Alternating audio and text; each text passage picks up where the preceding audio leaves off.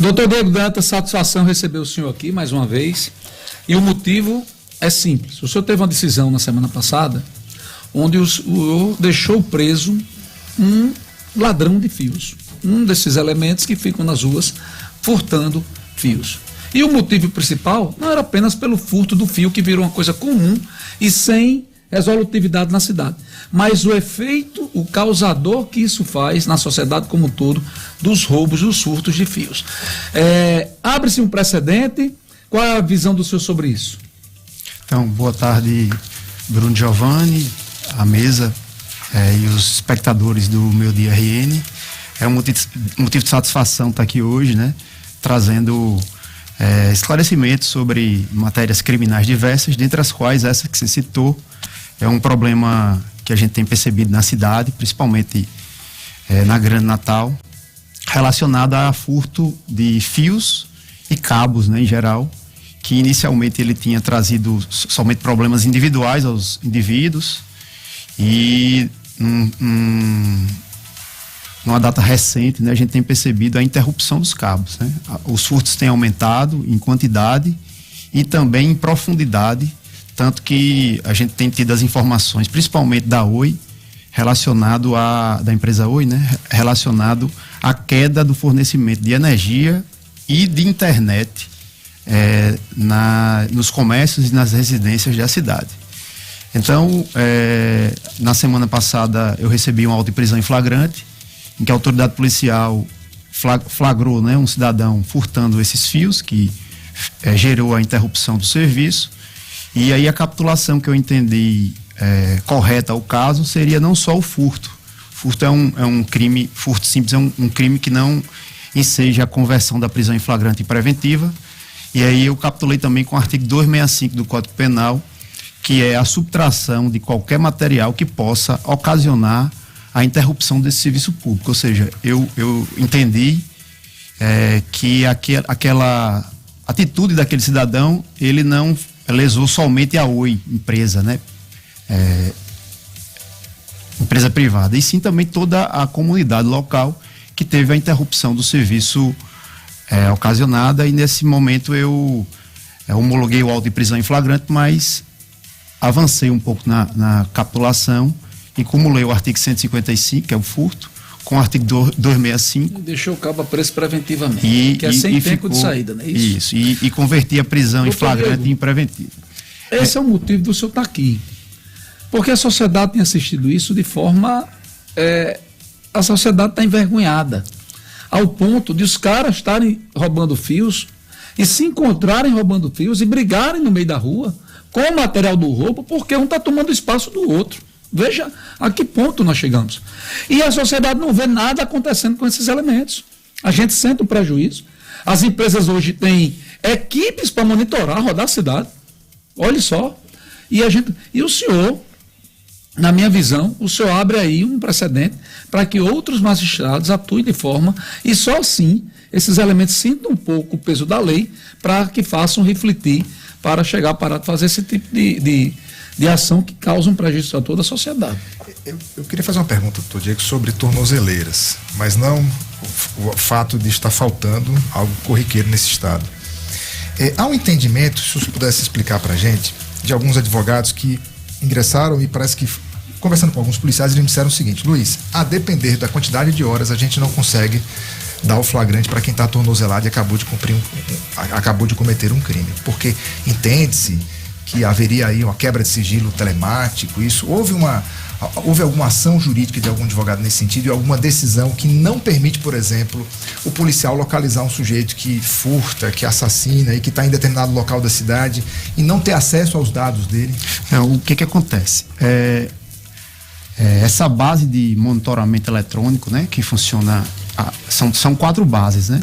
Uma delas é em Natal. Natal nós temos 2.338 tornozelados, Mossoró 500 e pouco, Caicó nós temos 250 e Pau dos Ferros 180. Nessas bases de monitoramento, alguns delegados, algumas delegacias, elas tinham acesso a esse monitoramento para que, se ocorresse um crime em determinada localidade e houvesse um suspeito usando tornozeleira, ele rapidamente acessasse e realizasse a prisão em flagrante. E aí nós estamos tendo um movimento para que a Polícia Penal não disponibilize isso para os delegados, nem para os policiais militares. Por quê? O movimento é esse. Porque... Partido de quem? É isso que eu ia explicar. Tem se discutido se esse dado seria só da Polícia Penal para monitorar aquela prisão, ou se isso seria uma ferramenta de segurança pública para investigação sem ordem judicial. A discussão ainda é essa. Mas nós não temos uma uniformidade. Isso, nós nem uniformidade, nem temos uma decisão definitiva sobre esse assunto. Ou seja, é para saber se esse acompanhamento estaria naquilo que a Constituição diz que é reserva de jurisdição. Né? A discussão em relação às tornozeleiras eletrônicas gira hoje em torno disso, além do fato de que desde o dia 7 de fevereiro do mês passado, né? Ou seja, nós temos há mais de um mês, 100 novas tornozeleiras no estado do Rio Grande do Norte. Nós temos tido uma cobrança à SEAP sobre o fornecimento dessas tornozeleiras e desde esse dia 7 de fevereiro, que foi próximo ao Carnaval, essas tornozeleiras elas não foram novamente fornecidas pelo Estado. Bruno, só um minutinho aqui, rapidinho. Então, vamos lá. Hoje, as imagens são controladas pela Secretaria de Assuntos Penitenciários, correto? Isso. Então, o policial que está hoje tentando prender um sujeito, ele não tem essa informação, ele tem que pedir. Isso, ele tem que pedir. E muitas vezes tem que ser ali... Não consegue fazer isso em tempo real. Se não tiver ordem judicial, não consegue, ou seja... livre flagrante. Isso. É um negócio preocupante. Deixa eu só voltar para a gente não se distanciar muito do assunto, Campos e Luiz, em relação ainda sobre a questão dos fios. Houve essa decisão, que eu sinceramente acho uma decisão importante, porque há um impacto direto na vida da coletividade, da comunidade, mas já há notícia, ou já há algum processo de alguém que foi processado por ser o receptador desse material? Porque uma das discussões que a gente mais tem aqui a gente vê a polícia conseguir prender o cara que pratica o roubo, mas não consegue identificar, ou não conseguiu identificar ainda, aquele que compra, que é quem faz movimentar o mercado, no fim das contas. Tem notícia de alguma... Recente de operações da polícia relacionadas ao receptador, né? O fio de cobre é um fio caro, por isso é que tem esse tipo de furto, né, na cidade. Mas nós não temos notícia de operações recentes para prender o principal, né, desencadeador disso tudo, que é quem compra esse fio. Essa questão do fio passa muito por uma questão que Natal está enfrentando, da grande população de rua na cidade, né?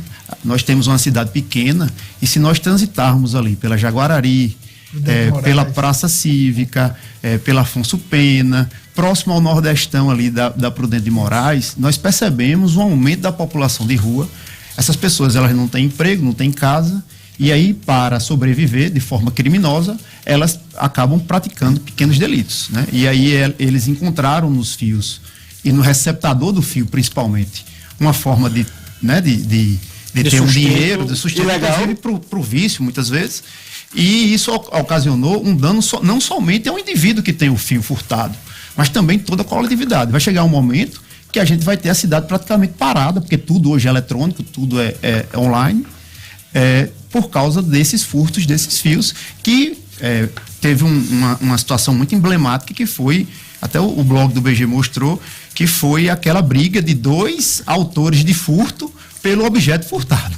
Eu queria chegar nesse Nós chegamos ponto, porque aquela briga, para mim, é a cara, lógico, do desespero, da miséria humana. Tem tudo isso envolvido, a questão social, que eu acho que a gente não pode ignorar. A gente também não quer viver numa sociedade de justiceiros, de miseráveis. De miseráveis. Mas, assim, ali, para mim, a cara da impunidade. Eles estavam na certeza absoluta ali que não ia ter nenhum problema para eles, as pessoas filmando. E você, desculpa você, mas você é mais jovem aqui, o senhor está numa posição de magistrado que é cidadão, você tem família e a gente está com um problema social grave de violência, mas é magistrado, não pode entrar num ambiente de tentar fazer justiça com as próprias mãos, mas no seu caso, você incorpora isso literalmente. Nessa hora, a audiência de custódia está lá, assim, alguém que cometeu infração, que pode ser de um marginal a um pobre coitado, e precisa tomar uma decisão forte, que é mantê-lo na cadeia. Porque o bandido, ele está toda hora, ele está à margem da lei e é toda hora tentando burlá-la. Se ele sabe que aquilo não está dando cadeia, ele segue por ali. E a sua decisão chamou a atenção da sociedade, porque houve uma quebra. E isso no mercado da bandidagem rodou. A minha dúvida e a pergunta é, como foi a cara dele na hora? Porque há uma certeza, estava tendo uma certeza de impunidade. O infrator, na hora que o senhor converteu para prisão em flagrante, comunicou que ele ia ser preso, ele teve uma reação inesperada ou já estava no pacote dele que podia ir para a cadeia? Não, eu percebi nele uma cara de indignação, né? A indignação às avessas. Momento cheio de vigor. Tô indignado. A indignação às avessas, por quê? Porque o infrator se sentindo injustiçado porque ficou preso, né? Eu costumo dizer muito, Kelps, fazer uma correlação entre o direito penal e o uso de cinto de segurança, né? Nós vivemos um passado recente de uso imediato do cinto de segurança. Você entra no seu carro hoje, você usa o cinto de segurança. Por quê? Porque você tem medo. Não é nem. Hoje sim. Hoje a gente sempre fala, mas no início era com medo da multa. Isso. Mas se gerou naquela época uma indignação, né? Nossa, eu vou usar cinto de segurança, vou andar amassado, estou preso. Mas com a repressão estatal, administrativa, da multa, da punição, isso gerou o quê? Uma pedagogia e todo mundo hoje usa cinto de segurança e não se discute hoje. Doutor D, né? Qual a sua opinião sobre as saidinhas e sobre a audiência de custódia? Sobre a audiência de custódia, nós temos uma imposição. A audiência de custódia não é algo criado por mim, mas aí eu quero saber a opinião do senhor. Sobre o instrumento em si. Eu acho o instrumento interessante para que você avalie, naquele caso, rapidamente, as situações que geram ou não a necessidade de prisão preventiva. Agora, nós temos uma legislação, Bruno, muito fraca. Uma legislação muito benevolente ao criminoso. Conivente ao criminoso. E nós estamos vivendo hoje um momento que a sociedade não está mais aguentando isso. Um exemplo. Para tornar prático. O cara que saiu na audiência de custódia e matou no outro dia. Dar um exemplo. A pessoa no Rio de Janeiro. A pena do crime de porte de arma de fogo é 1 a 4 anos. Se Kelps, primário de bons antecedentes, for com a arma de fogo na rua e ele for assaltar Luiz, nesse caminho, mesmo que eu saiba que ele vai assaltar Luiz, se ele for pego só com a arma, é 1 a 4 anos. 1 a 4 anos, ele portador de bons antecedentes e primário, essa prisão é impossível ser convertida o flagrante em preventivo. Então nós temos uma legislação que o cidadão que não tem autorização para o porte de arma sai na rua para praticar o crime, e se ele for preso, o juiz não tem como converter em preventivo, né? E eu acho que nós estamos perdendo a oportunidade de discutir não somente a questão do armamentismo, né? Mas sim também do desarmamentismo a quem não pode estar andando armado. Eu sou a favor dos CACs, sou a favor da população ter sua arma de fogo. Agora, nós não podemos só jogar armas na rua. Nós precisamos também desarmar quem não tem que estar armado. E hoje em dia, um crime de porte de arma de fogo de 1 a 4 anos, o cidadão, ele não pode ter sua prisão em flagrante convertida em preventivo se ele não tiver antecedentes. E as saidinhas? Sou contra as saidinhas também.